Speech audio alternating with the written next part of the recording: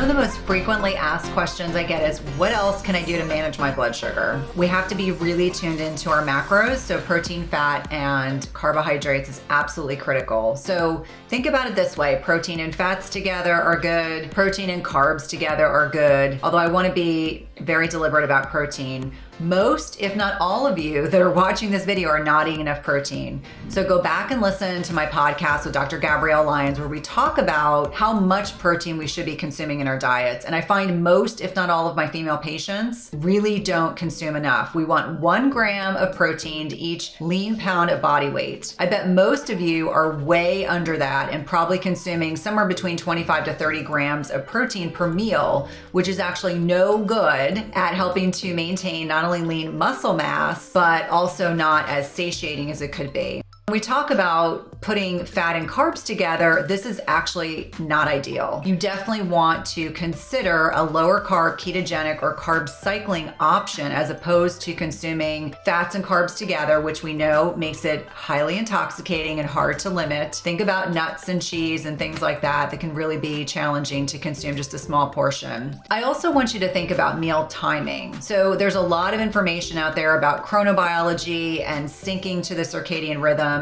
And this is really talking and speaking to when cortisol is highest in the morning, ebbs and flows throughout the day, and is lowest at night. You are much more insulin sensitive late morning, early afternoon than you are at night. So you want to plan your meals accordingly. And that's why I'm such a huge proponent of intermittent fasting, because this will be more akin to the way that our bodies are genuinely designed to thrive, as opposed to eating every 2 to 3 hours and drinking sugary drinks and spiking insulin all day long. You also want to consider things like taking a walk outside after a meal, even 5 or 10 minutes we know can be hugely beneficial, and considering products like chromium GTF or berberine. There's actually been research looking at the impact of berberine alongside metformin or glucophage, which is actually an oral type 2 diabetes medication. I do want to caution you that if you're already lean or at a goal weight, taking berberine on a daily basis can dysregulate your blood sugar in a negative way. But for most that are watching this video, you can safely take berberine, obviously discuss it with your healthcare provider, to help maintain your blood sugar in very beneficial ways. I know for many of my ladies, it has allowed them to forego needing to be on medication,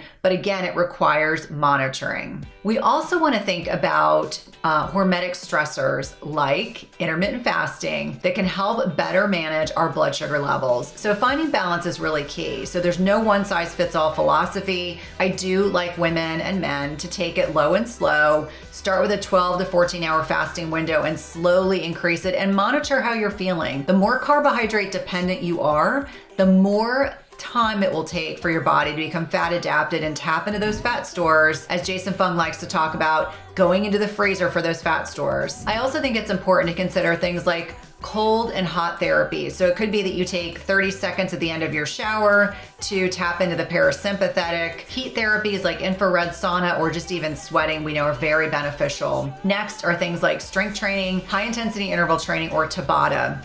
These actually will help tap into using glucose for fuel and can help clear some of that additional blood sugar. It also, especially with strength training in particular, you are going to build more lean muscle mass, which is going to be a reservoir for this additional blood sugar. And I want you to think about stress management. There's no one watching this video that doesn't have some degree of stress in their lives. Acutely, it's fine. It's part of life, right? But chronically, this can raise your serum blood sugar and make you metabolically inflexible. It can also raise cortisol and store fat, especially in your abdominal area. I talk a lot about sleep, and sleep is absolutely foundational to our health. So if you're getting less than 8 hours a night of sleep consistently, we know that this can dysregulate not only your blood sugar, also cortisol, leptin, and ghrelin, so it impacts your satiety hormones, dysregulates your ability to really secrete quite a bit of growth hormone at night, which is when we get some of the peak opportunities to secrete more growth hormone, which keeps lean muscle mass on, and we actually lose opportunities to tap into the glymphatic system, which is this waste and recycling process that goes on in our brains only when we're sleeping.